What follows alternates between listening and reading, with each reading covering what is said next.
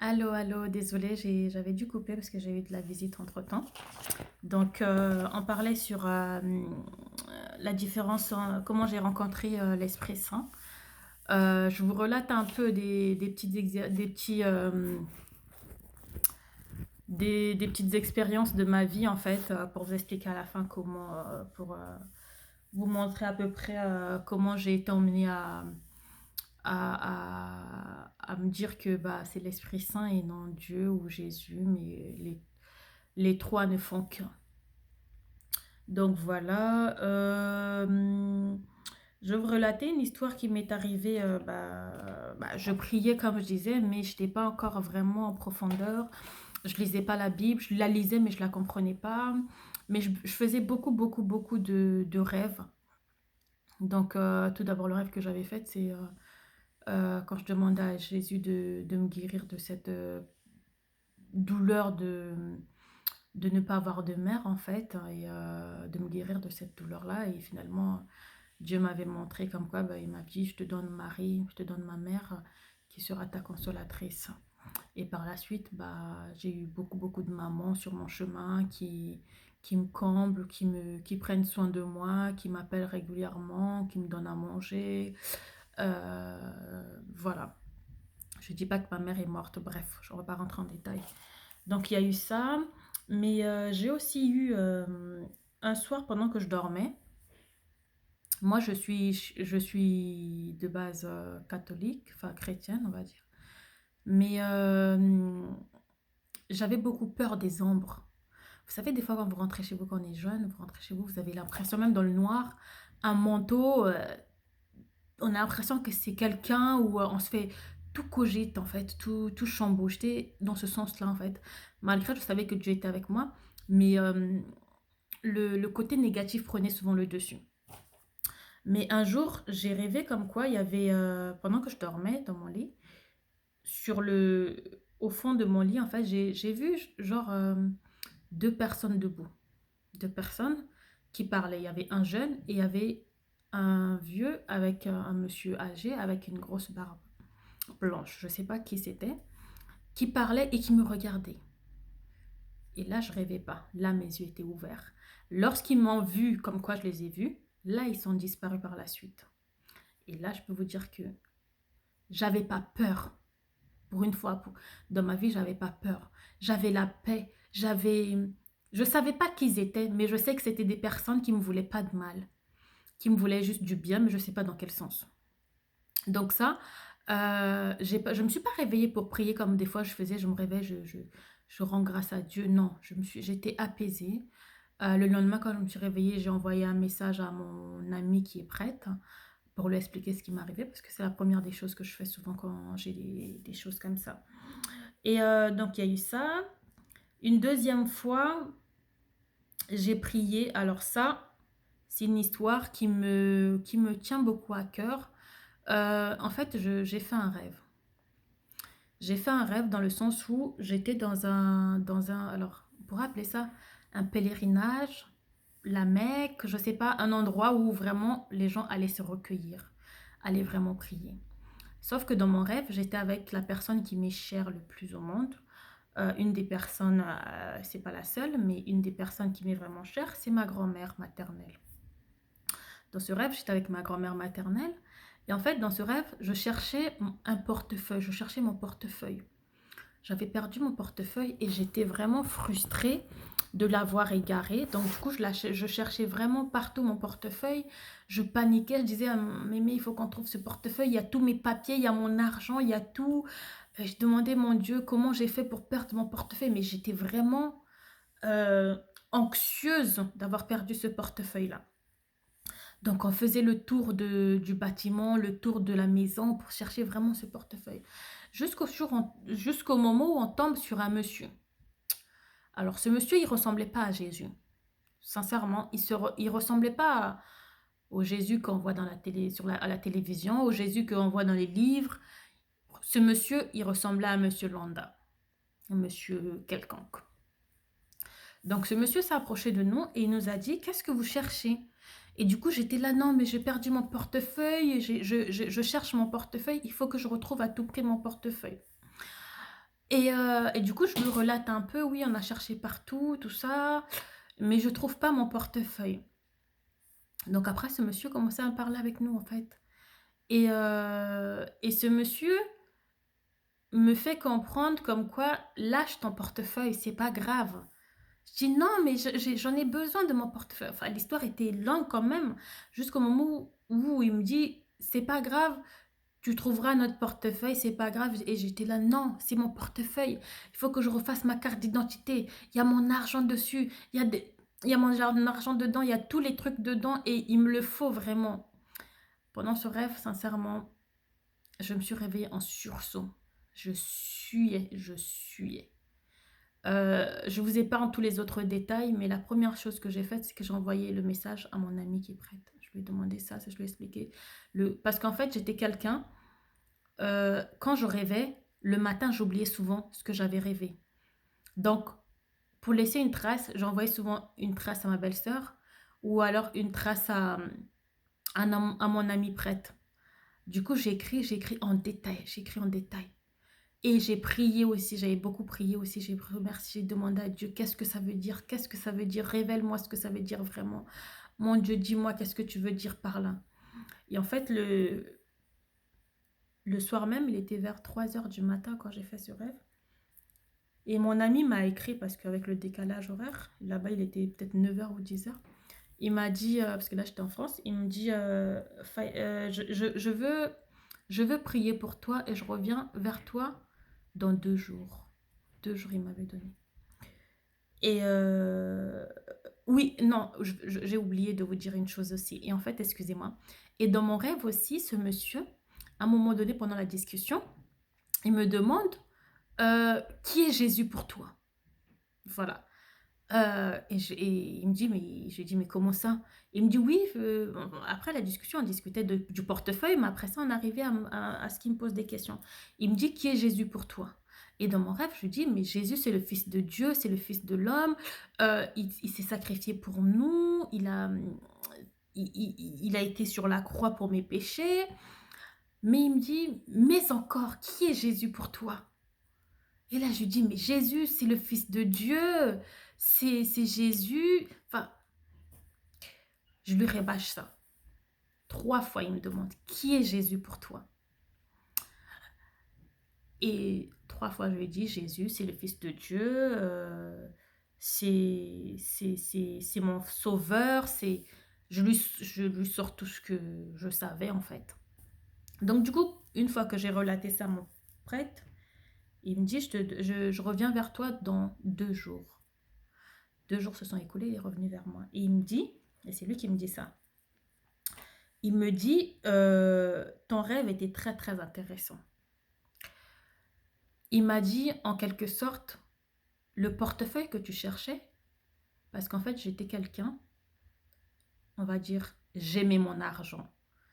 J'étais quelqu'un, j'étais matin, midi, soir, chaque minute, pas chaque minute au moins, chaque heure, je pouvais consulter mon compte. Juste voir si mon argent est toujours en sécurité. Euh, J'enviais pas l'argent des autres, mais l'argent que je travaillais moi, j'aidais les gens, j'aime les gens, j'aide les gens. Mais l'argent que je travaille, si la banque prenait ne serait-ce qu'un centime, c'était sûr que ma conseillère avait mon coup de fil au téléphone pour savoir où est passé les 1 centime qui est parti. J'étais quelqu'un qui est comme ça. Je ne pouvais pas me passer de mon téléphone, de mes comptes. Je ne pouvais pas faire une journée sans consulter mes comptes. Je ne pouvais pas faire euh, 5 heures sans consulter mes comptes. J'avais vraiment, je ne sais pas comment l'appeler, mais je vivais beaucoup sur mon argent. J'enviais pas l'argent des gens, je quémandais pas l'argent des gens, je me tuais à aller travailler mon argent, mais il fallait pas jouer avec mon argent. Parce qu'il m'est déjà arrivé que mes conseillers, quand ils me prenaient des frais, je ne sais pas de quoi, quand je débarquais dans leur bureau, c'est sûr qu'ils me remboursaient, ils me remboursaient l'argent, je ne sais pas s'ils le prenaient du compte de la banque ou de leur propre compte, mais ils me remboursaient mon argent sur des frais qui n'arrivaient pas à m'expliquer. Bref, donc du coup, il me dit, en gros, ce rêve te montre que il faut que tu lâches prise avec l'argent, ton portefeuille. Ton portefeuille montre comme quoi tu passes l'argent avant Dieu. Ton argent passe avant Dieu. Dieu veut juste te montrer comme quoi lâche prise avec ce portefeuille. Lâche prise. Passe, fais passer Dieu en priorité dans ta vie avant l'argent. Et celui qui me fait comprendre que l'argent, c'est le diable. L'argent, c'est mal. Surtout quand tu penses qu'avec l'argent, tu peux tout résoudre. Il me fait comprendre ça. Et alors, je lui dis, mais c'est mon argent, je me réveille pour ça, je lutte pour ça. Si je ne vais pas travailler, personne ne me donne de l'argent, personne ne va payer mon loyer, personne ne va payer mes charges. Je veux juste qu'on ne joue pas avec mon argent. Et lui, il me dit, d'accord, mais Dieu veut juste te montrer comme quoi le fait est en gros, de consulter chaque heure ton compte, d'avoir une emprise sur cet argent-là. Lâche prise, lâche. Donc ça, il m'a expliqué ça comme ça. Et après, il m'a posé la question que ce monsieur t'a posée, qui est Jésus pour toi dans ta vie, c'était très intéressant. Mais il m'a demandé qu'est-ce que tu lui as répondu. Du coup, je lui ai relaté un peu ce que je lui ai répondu. Et donc, il me dit, c'est dommage, ma fille, c'est dommage que tu ne lui aies pas dit qui était Jésus pour toi. Mais je lui dis, mais si, mais je lui ai dit, Jésus c'est le Fils de Dieu, c'est le Fils qui s'est sacrifié pour nous, il a donné sa vie pour nous, il a racheté mes péchés. Il me dit, mais qui est vraiment Jésus pour toi? Il me dit, ça c'est ce qu'on t'apprend à l'école, c'est ce qu'on t'apprend à l'église, c'est ce qu'on t'a inculqué, c'est ce que les films t'ont montré. Mais qui est Jésus dans ta vie à toi? C'est ça que ce monsieur voulait savoir. Et là, sincèrement, les larmes commençaient à couler. Je commençais à pleurer. Il me dit, c'est dommage que tu ne lui aies pas répondu. Parce qu'il me dit, moi, au bout de 3 années d'amitié, Faïda, je sais ce que Jésus a fait pour toi dans ta vie. Tu ne le vois pas dans ta vie. Tu ne vois pas ce qu'il a fait pour toi. Tu ne vois même pas, alors qu'il veut juste que tu lui sois reconnaissant. Et je lui dis, mais j'ai quand même bien répondu. Il me dit, oui, tu lui as répondu. Jésus, c'est le Fils de Dieu. Il a donné sa vie pour nous. Mais qu'est-ce qu'il a fait pour toi? Et là, en fait, c'était devenu comme l'eau de roche. Oui, Jésus m'a libéré de la guerre. Oui, Jésus m'a nourri. Oui, Jésus, il m'a guéri de la maladie. Oui, Jésus a toujours été là pour moi dans ma vie. Oui, Jésus, même quand j'avais des idées noires, suicidaires, quand je pleurais dans ma chambre, quand je pétais les plombs, il a toujours été là, il a toujours su me consoler. En fait, c'est ça qu'il voulait montrer, en fait. Et mon ami il me dit, regarde Faïda, il y a 3 ans quand je t'ai connue, tu avais 22 ans, 23 ans à peu près, j'avais à l'époque, ouais. Il me dit, tu n'avais rien. Tu étais encore chez tes parents, chez ta grand-mère. Tu n'avais pas de boulot, tu n'avais rien. Tu étais encore à l'école, tu faisais tes études. Et quand tu m'as vu, la première fois on a fait connaissance, tu te plaignais. Tu disais, t'as pas de boulot, t'as pas de mari, tu n'as pas d'enfant, tu n'as pas acheté de maison, tu n'avais rien, c'est ce que tu me disais. 2 ans après, je suis revenue. Je t'ai demandé, Faïda, comment tu vas? Tu me dis, ah bah j'ai acheté une voiture, j'ai mon appartement. 3 ans après, je reviens. J'ai mon appartement et j'ai mon compagnon. Euh, 4 ans, je reviens. Je demande comment ça va, Faïda? Comment ça va?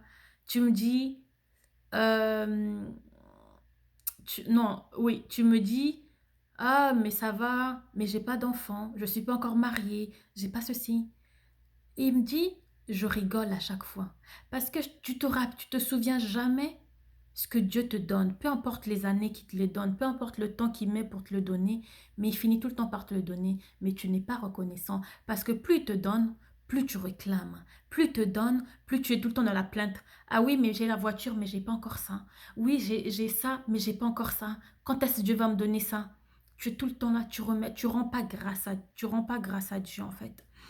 Je voulais vraiment vous parler de ça parce que c'est vrai que on est des êtres humains, on est souvent dans la plainte, on veut toujours plus, on veut toujours aller de l'avant, demander à Dieu. Dieu nous donne. Moi, la preuve en est que je suis arrivée dans un nouveau pays, je marchais à pied. Oui, heureusement que je marche à pied. J'avais encore mes 2 pieds pour marcher, je prenais le bus dans le froid, je caillait, comme on dit chez nous. Il faisait super froid. Je pétais les plombs. Mais au bout d'une année, Dieu m'a donné une voiture plus jolie que celle que j'avais. J'ai mon appartement. Aujourd'hui, je peux me dire, ah bah Dieu m'a pas donné je suis pas mariée, Dieu m'a pas donné d'enfant, l'âge avance.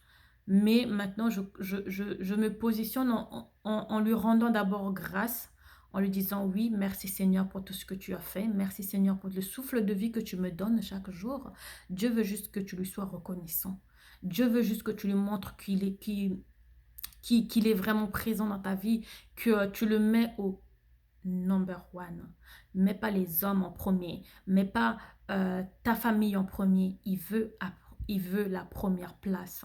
Si tu inverses ça, il te donnera ce que tu veux, tôt ou tard, mais pas la manière dont lui, il aurait voulu te le donner.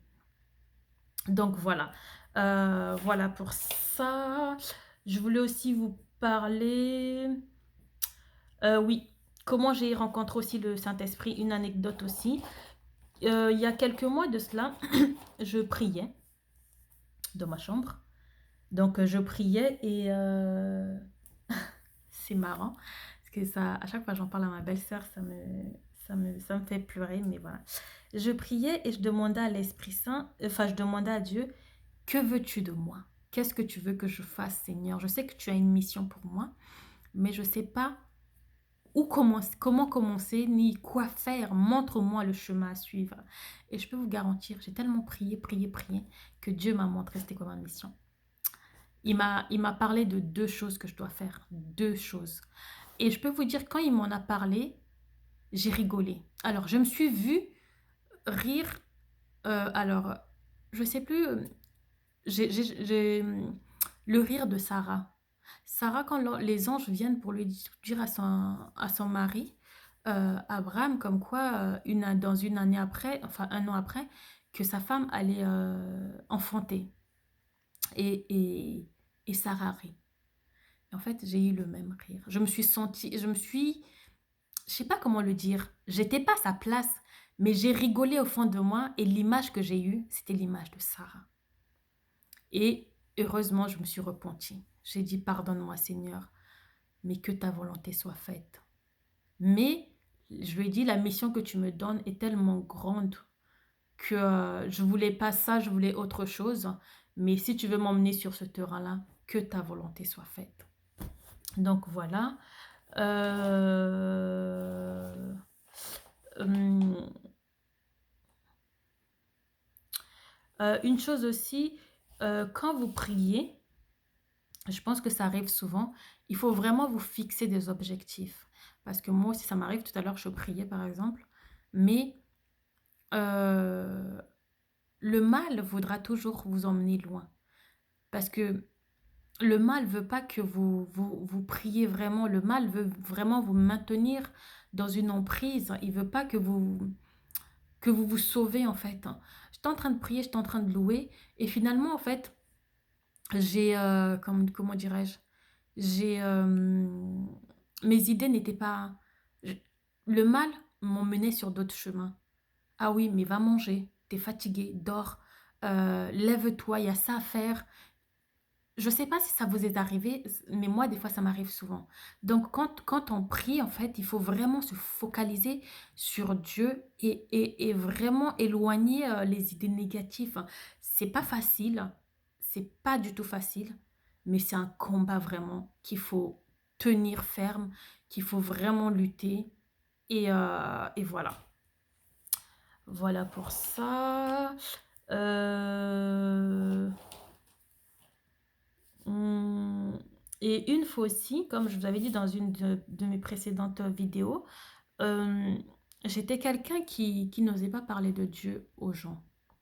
J'étais quelqu'un qui reniait Dieu, qui reniait Jésus en public, mais qui priait en privé.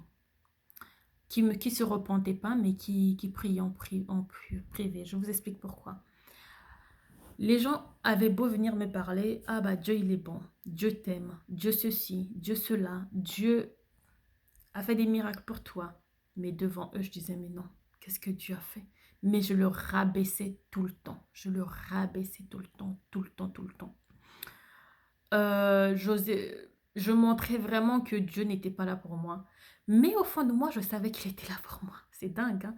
Et des fois, la nuit, je me repentais pas, mais je priais Dieu. Mais je sais que malgré ça, il était toujours là. Il m'a pas renié. Il m'a pas rejeté parce que je l'ai rejeté lui. Non, il sait que je suis son enfant, que je suis bénie, qu'il m'aime. Et voilà. Après, c'est vrai que j'ai mis du temps à comprendre ça. J'ai mis beaucoup d'années à le comprendre. Et donc, du coup, un jour, quand je priais, et je traversais une épreuve douloureuse, l'année dernière aussi, je traversais une épreuve douloureuse. Et en priant, en fait, après, j'ai ouvert ma Bible et je suis tombée sur le psaume 50. Le psaume 50, ça décrivait un peu ma situation, la situation dans laquelle j'étais actuellement. Mais ça décrivait vraiment ce dont je souffrais, en fait, la période que je traversais, tout ça, les épreuves. Mais ce qui m'a été, ce que j'ai retenu qui résonnait vraiment au plus profond de moi, c'était le mot reconnaissance. Mais vraiment, ça me bouclait la tête, ça résonnait vraiment en moi, au point où je l'ai souligné. Reconnaissance, sois reconnaissant, sois reconnaissant. Je l'avais ouvert ma Bible, mais j'aurais pas le temps de vous la lire, mais vous pouvez, dans le psaume 50, ouvrir et voir ce que ça parle en fait. Mais vraiment, à la fin, c'est vers la fin, la reconnaissance. C'est là où j'ai compris comme quoi, en fait, Dieu veut juste que tu lui sois reconnaissant. Dieu veut juste que tu lui dises merci. Il veut juste que tu sois là pour lui. Il veut juste que tu dis, ah ok, merci pour ce que tu as fait, merci pour ça. Juste un peu de reconnaissance. Que tu cesses de le rejeter comme moi j'ai fait. Que tu cesses de le calomnier comme moi j'ai fait. Que tu cesses de le fuir comme moi j'ai fait. Il veut juste que tu sois là. Sois pas comme Pierre qui l'a rejeté 3 fois. Soyons pas comme lui. Mais ce qui est bien, c'est que malgré que Pierre l'ait rejeté, Jésus a toujours été là pour lui. Il a toujours aimé du même amour. Il n'a pas rejeté. Donc, voilà. Aimons-le car il nous aime. Donc, voilà. Après, je vous avais parlé de l'histoire où, je ne sais plus c'était dans quel... dans Matthieu, je pense, je ne sais plus trop, où Dieu dit... le château que tu t'es construit, je le détruirai parce que les fondements ne sont pas assez solides. Je le détruirai pour reconstruire un meilleur château avec des meilleurs fondements. Je m'étais basée sur cette parole-là par rapport à ma vie, parce que je pense que certes, chacun a des épreuves dans la vie, des hauts et des bas. Moi, j'avais ma petite vie, mon petit train-train que j'aimais bien. J'avais ma voiture, j'avais chez moi, je mangeais à ma faim, mais ma vie n'était pas construite sur du solide, sur le roc. Ma vie n'était pas construite, elle était construite selon ma façon à moi. Elle était construite selon la façon des hommes. Elle n'était pas basée sur Dieu. Donc du coup, malgré les épreuves que j'ai traversées, Dieu m'a brisé. Dieu m'a vraiment brisé au point de me secouer comme on secoue des pattes dans un séchoir là. Vraiment pour me libérer de tout ce qui me prenait vraiment la tête, mais pour m'élever encore plus en fait, pour construire un fondement où la preuve en est qu'aujourd'hui je parle de lui alors que je n'osais pas parler de lui avant. La preuve en est que je parle de lui, j'ai pas honte de parler de lui. J'ai pas honte, même si quand je traverse des épreuves douloureuses, quelqu'un qui viendra me parler de Dieu, je ne vais pas dire ah oui, il est mauvais. Non, peut-être au fond de toi, garde-le, mais devant les hommes, proclame son nom, proclame sa louange, proclame le bien, euh, glorifie-le, loue-le, dis du bien de lui, peu importe ce qui te fait mal au cœur, peu importe ce qu'il n'a pas répondu à tes prières, qu'il n'a pas répondu à ta demande. Proclame-le en bien devant les hommes. Tu auras ta récompense, je peux te le garantir. Donc, il y avait ça. Il y avait aussi Dans Matthieu 6, verset 6, il est question de quand ils disent: «Rentre dans ta chambre et prie le Dieu Père», quelque chose comme ça. Comme je l'avais dit, ça, je l'avais pas compris, ça comme ça. Moi, je pensais: «OK, je rentre dans ma chambre, je m'agenouille, je prie le Dieu». Non, le Dieu que ce verset-là m'avait beaucoup touchée dans le sens où ferme ta porte, rentre dans le sanctuaire vraiment de Dieu, c'est vraiment la communion avec Dieu, c'est vraiment la relation. Il parle de la chambre là, oui, mais il parle vraiment la chambre de ton cœur, le face à face avec Dieu. C'est quand tu es vraiment face à face avec lui, franchement, c'est beau, c'est magnifique, c'est grandiose. Tu auras même des larmes qui vont couler, tu vas même pas comprendre pourquoi tu pleures, tu vas même pas comprendre quand l'onction t'envahit, quand l'onction te couvre. Ah oui, j'ai été visitée par, je sais pas si c'était Dieu ou Jésus ou l'Esprit Saint, mais j'avais été visitée par, je vous en parlerai peut-être une autre fois, par quelqu'un, c'était pas le mal, ça c'est sûr, c'était pas le mal, mais qui m'a vraiment touchée, qui m'a enveloppée de son manteau, mais quand ça m'a pris, j'étais par terre, je pleurais. Je comprenais pas ce qui m'arrivait, mais je rendais juste gloire à Dieu. Merci Seigneur. Tellement que c'était fort. Là, j'ai senti c'est quoi l'amour. L'amour des parents, l'amour des copains, l'amour des amis. Oui, c'est beau, mais ce qui est encore plus beau, c'est l'amour de Dieu. Parce que c'est tellement pur, c'est tellement saint, c'est tellement grand que c'est c'est- c'est compliqué à expliquer. L'amour de Dieu, quand il te touche, quand ça te... tu sens vraiment que tu es aimé, tu es privilégié. C'est très, très beau. Et ce jour-là, pendant 1 heure, j'étais par terre à pleurer, pleurer, pleurer, pleurer. Tellement que c'était fort, tellement que c'était puissant. Tellement... On m'a pas couvert comme on couvre un enfant. J'étais par terre et il y avait quelqu'un derrière avec un voile qui me couvrait de son amour. C'était fort. Bref, voilà. Donc il y a ça. Euh, L'obéissance. Pourquoi obéir à l'Esprit Saint? Il faut obéir à l'Esprit Saint, c'est très important. Pourquoi? Parce que, comme je vous disais, quand on obéit à l'Esprit Saint, derrière, il y a quelque chose. Il y a de la joie, il y a de la victoire, il y a quelque chose, je ne sais pas quoi, mais quelque chose de bien, pas au négatif. Pourquoi je vous parle de ça? Parce que il y a plusieurs semaines de cela, l'Esprit Saint, bah, comme je vous disais, m'a emmené d'aller prier chez ma voisine. J'ai dit non. Comme je l'ai dit au tout début, j'ai refusé. La deuxième fois, j'ai accepté. Et j'ai compris comme quoi ma voisine avait besoin de prière. Peut-être pas pour elle, forcément, parce que je me disais, mais elle prie déjà, elle croit en Dieu, Dieu peut-être lui donne tout ce qu'elle a besoin, elle a ses enfants, pourquoi aller prier pour elle? Mais non, j'ai compris une chose, c'est que Dieu, en priant pour elle, va peut-être toucher un membre de sa famille, va peut-être toucher un parenté, c'est, qui est peut-être malade, qui est peut-être souffrant, qui est peut-être mort, je ne sais pas, qui est peut-être dans des épreuves. Donc quand l'Esprit Saint te demande de faire quelque chose, obéis, c'est très important. Très, très important. Moi, des fois, je refuse. Et quand je refuse, bah, les conséquences sont déjà des fois dures. Parce qu'une fois, vers 3 heures du matin, l'Esprit Saint m'a emmené à prier. J'ai dit non. Oui, j'ai dit non. J'ai dit, je suis fatiguée, je ne veux pas prier. L'Esprit Saint a insisté pour que je prie. J'ai dit non, j'ai pas prié. Et je peux vous dire, de 3 heures jusqu'à 9 heures du matin, j'étais encore réveillée, frustrée dans mon lit. J'arrivais plus à dormir. Je ne sais pas ce qui se passait, mais voilà. J'étais juste frustrée parce que je n'avais pas obéi à l'Esprit Saint.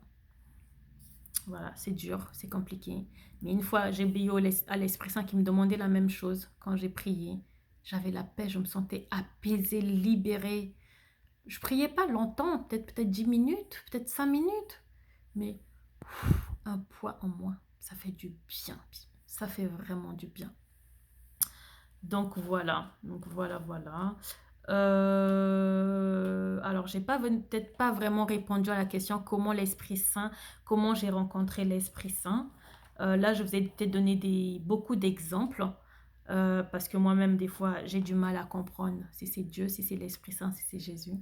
Mais ce qui est sûr, c'est que les trois ne font qu'une seule personne. L'Esprit Saint me souffle, me donne l'inspiration.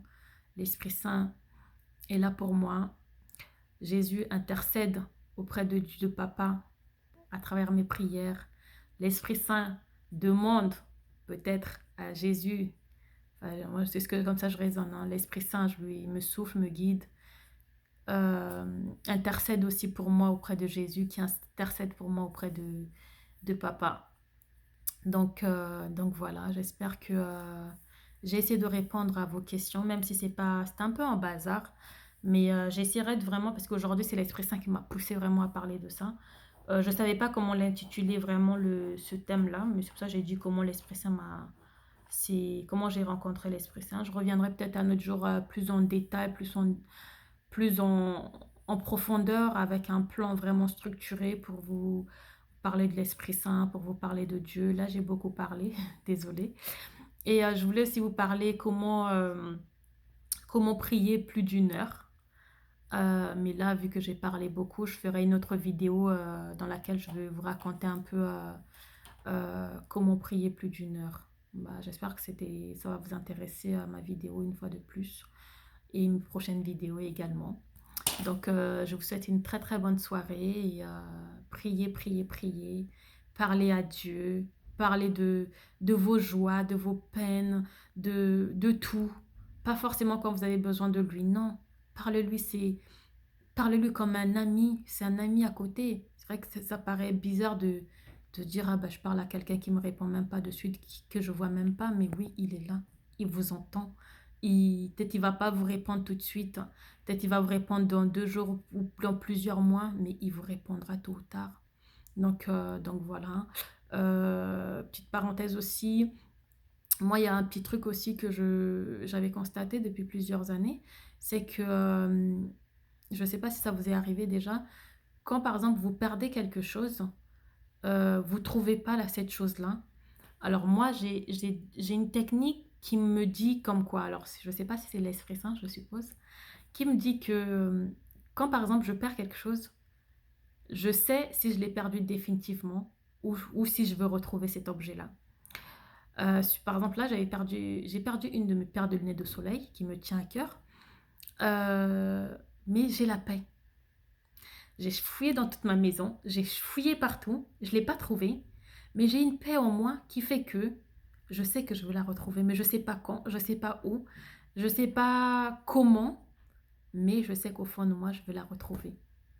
Donc, je ne sais pas si c'est l'Esprit Saint, si c'est juste mon intuition, mais par contre, quand je perds vraiment quelque chose définitivement, pardon, je le ressens aussi et je pleure, je peux pleurer toute la nuit, me frustrer, je passe à autre chose.